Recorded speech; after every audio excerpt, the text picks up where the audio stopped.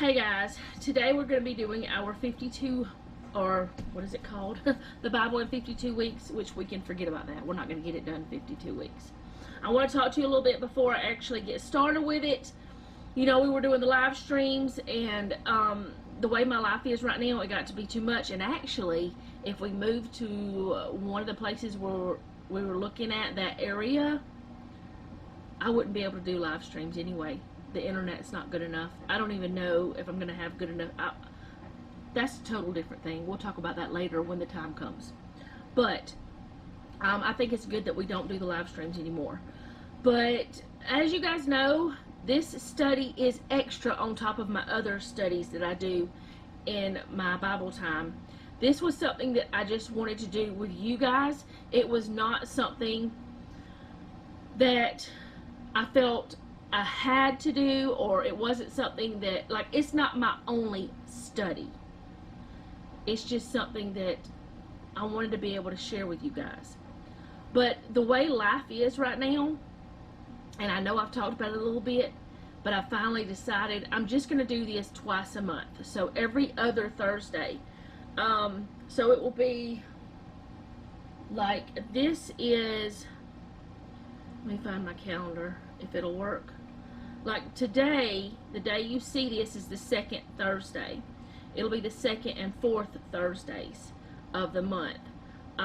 That's the only way I really know that I can actually do it and keep up with it like I need to. And actually, this past week, I didn't even read the scriptures like I should have. I have read them before, so I didn't feel as terrible about this, but I kind of, you know, how you sometimes, like, you skip some things because you already know it, that kind of thing, like because you've already read it, that kind of thing. That's what I've done. Now, I did not like doing that, but with Jeff being home, I didn't feel like I could devote as much time.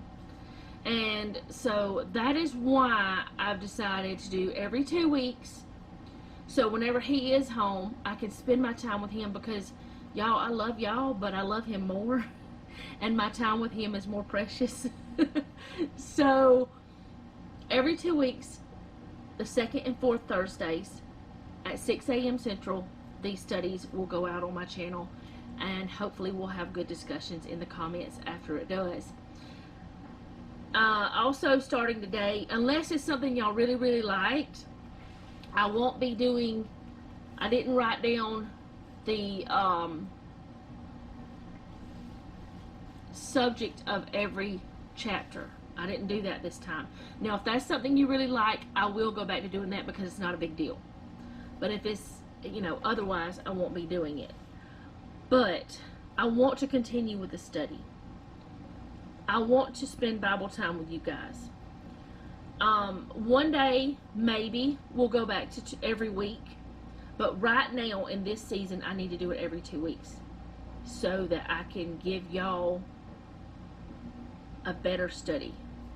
Today is probably going to be a sad one, because I did not devote time to it like I wanted to. Or like, no, not like I wanted to. Because if I really wanted to do it, I would. But I didn't devote time to it like I should have to be a really good study. But I think it's still going to be good. I think it's still going to be good. Except the fact that I closed it up, and now I just lost my track. I didn't put my, you know that thing? I didn't put my bookmark back. Okay, so this week, week 14, which is sad because this is not week 14. We're all the way in July. Week 14 is I Am a Winner. That's the name of this study for this week. The readings were Joshua 17 through 24, Proverbs 15 through 17, and Judges 1 through 10. There's that part. So I'm going to read a little bit of this out of the small book first, and then we're going to go on. Around this country, football, basketball, and baseball seasons are as defining as winter, spring, summer, and fall. I don't know when any of those seasons are. Not really. because I'm not a sports person. Jeff might know some of it, but I don't know.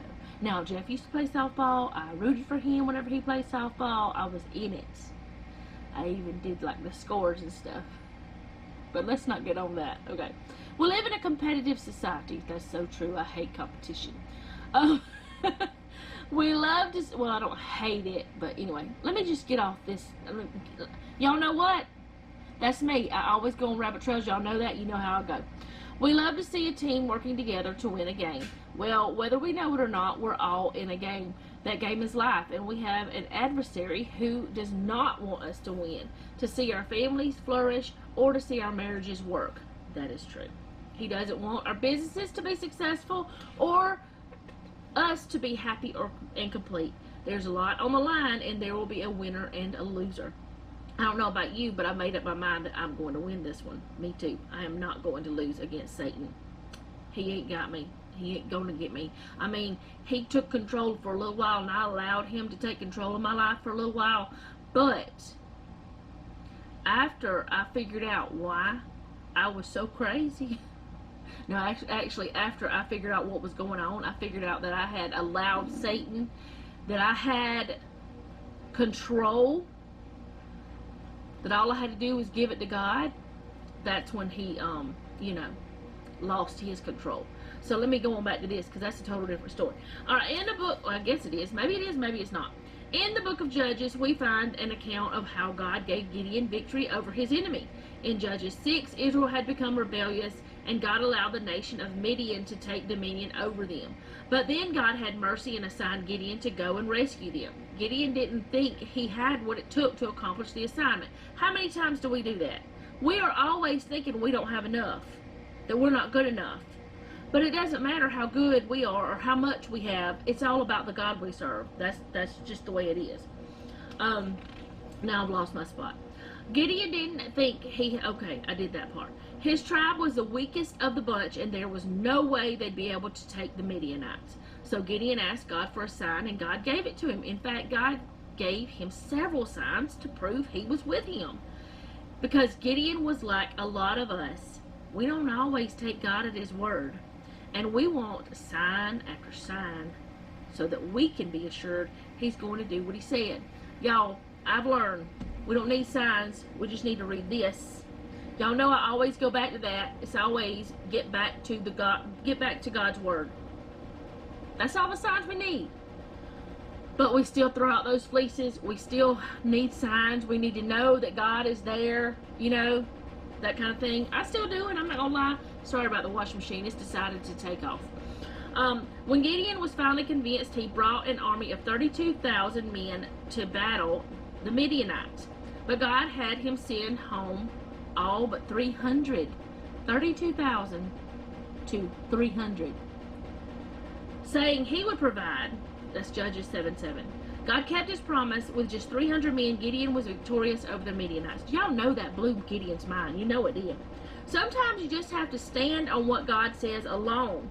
That's what faith is. According to Hebrews 11:1, faith is the substance of things we hoped for, the evidence of things not seen. When we don't have the evidence, you have to trust what he says, even if it doesn't make sense. If God has said you are a success, then you are a success. You don't need a sign or a secret code. You just need to remember what he said. In spite of the odds, we have to always remember that if God is for us, he is more than able. Wait a minute, where was that at? Sorry, I'm putting my own words in. More than the whole world against us. Wait a minute, what did I say? He is more than the whole world against us. That kind of favor swings the odds our way and makes us winners.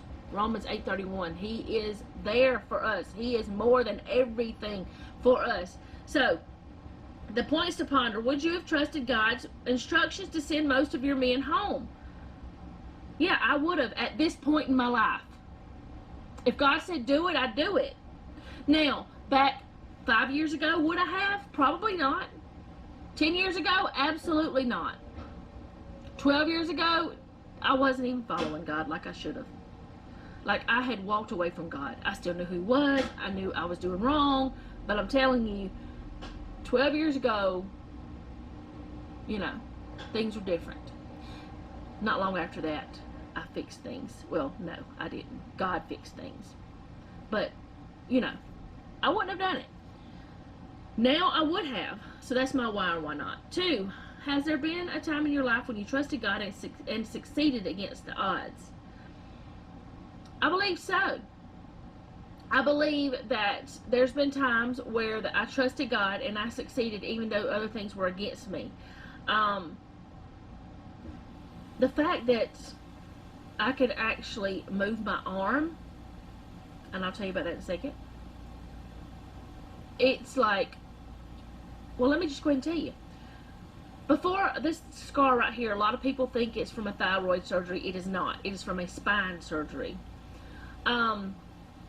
For probably 5 or 6 years before I actually had this surgery, I was trusting man, I was trusting doctors, I was trusting myself, I was doing all the things, and then God had to show me that He was the one who was going to guide the surgeon's hands, because I had been told I needed surgery years before I had it. But I could try this, but I could try this, but I could try that. So I tried and tried and tried everything doctors told me to do until I lost almost all of the use of this arm, my left arm. When that happened, that's when I decided to go ahead and have the surgery. That's when I decided to trust God. God had been telling me for years, do the surgery, do the surgery, do the surgery. But I was scared. I was afraid. But then I finally decided, you know what, if I'm supposed to, you know, I had some kind of fear that I was going to be paralyzed from neck down. Because, you know, they were working on my spine, you know, they're my C-spine.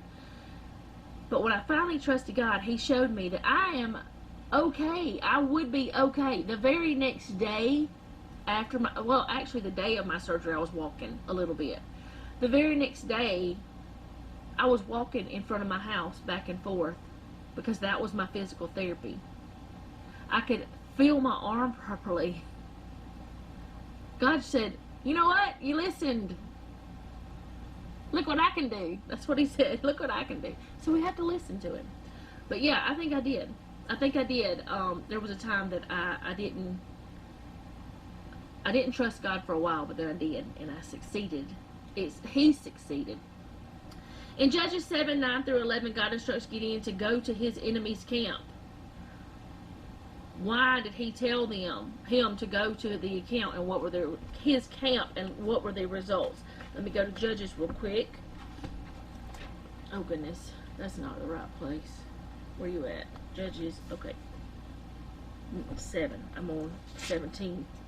It's too far. 7, 9 through 11. Okay, it says, I want to read it to y'all. That night the Lord said to him, get up and go to the camp, for I have given it into your hand. But if you are afraid to go into the camp, go to Purah, your servant. Listen to what they say, and then you will be strengthened to go to the camp. So he went to Purah, his servant, to the outpost of the troops who were in the camp. He was afraid. He told him to go so that he was giving him what he was supposed to have, but he gave him an option to go to Purah, however you say it. And he went to Purah because he was afraid. He was afraid, but he did it. And so we know that the outcome is that they won. Gideon's army won. They prevailed. They did what they were supposed to do. So that's all of that. Let me go on to this one. And it's the same title. You are a winner, or I am a winner. Confidence comes in many forms. It is needed to be successful. It allows us to keep going even when we think we have failed. And if we are honest, meeting a confident woman can make others uncomfortable. Sometimes her confidence is questioned, challenged, and even stigmatized. There have been times people would tell me, you're just too confident, or they'd say things to me to make me question myself. Maybe this has happened to you and you started to think you weren't a winner. Alright, so here's the situation. Y'all know that I have issues with the bigger book. You know I do. It's a little bit on the feminist side to me. And you guys know I am not a feminist. Never have been. What? No. I was slightly swaying to that side of the world years ago because that's the way I was raised, kind of. Like, I had other people in my life, other women, not just my mama, but other women telling me, don't let a man do this, don't let a man, you know, just telling me that I was more than what I am. That, I mean, there's just lots of women all around you. TV, you know, sitcoms and stuff like that. They're all telling you that you're better than me and stuff. This doesn't say that at all. So I don't believe it. So, y'all know I have problems with this. But anyway, it says in Judges 4, we encounter our first time of woman judge, Deborah. Deborah and Jael worked together. Jael, I don't know how to say it. And within their social definition, win. What I admire about Deborah is that she knew she was a winner before she even faced the battle. Her actions and language exuded confidence. What am I doing? And faith in God. You are confident. You have to confidently tell yourself, I'm a winner, before putting yourself out there. Sometimes we've already won before we realize it. Most importantly, we can't win alone, and we shouldn't try to. We can lean on God, not letting the world definition of winning distract us. Believe you've got this. With God's help, walk in confidence and keep winning. Now, I'm going to tell you why I don't like this. First of all, I don't like this because it speaks of, it's like, there's so many feminist things, and I'm sorry you cannot be a Christian feminist. That's my opinion. If you don't believe me, if you don't agree with me, that's okay. We can agree to disagree, but I just do not feel like feminism has any place in anything in this world. I don't think women are above men at all. I will go on a tangent at times about this. God made man and woman. We are all equal. We are all one just as good as the other. It doesn't matter what we are in our chromosome area. And I believe feminism is one of the reasons why that there are so many problems in this world. And I'm not going to go there because that's not a Bible study situation. But I'm telling you, if you look back at a lot of it, a lot of these issues we have are, if the roots are in feminism. And I hate it. Plain and simple. God gave us roles. We are to accept those. We are who we are whenever we're born. And that's just the way it is. And God did not make one better than the other. That's just my opinion. And if you don't like my opinion, I'm sorry. We can agree to disagree and still be friends. So, I don't believe in this, telling yourself I'm a winner. I don't believe in this, we can lean on God, not letting the world's definition of us distract us. Yeah, that's true, that part. But I don't believe in this. Where's it at? Okay, you've got this with God's help. I'm sorry, you don't have this with God's help. You got this because of God. Not because of His help, but because He's doing it for you.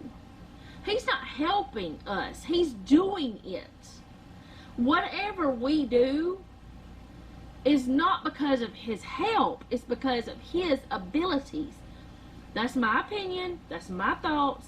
And I know a lot of people don't think like I do. I know a lot of people don't feel about it like I do. But I'm sorry. Just me, Kathy from Alabama, I can't do nothing. I don't need His help. I need Him in me, teaching me, helping me to learn from His Word, yes, but He's not the one over there giving me a little bit of a boost. He is the one who is all of my energy. He's the one who is everything. Without Him, I'm nothing at all. And I don't know, this book, y'all know I've had problems from the beginning, but we're still going to use it just because that way we can point out things. And y'all, if you don't agree with me about this stuff, that's fine. I don't have a problem with that.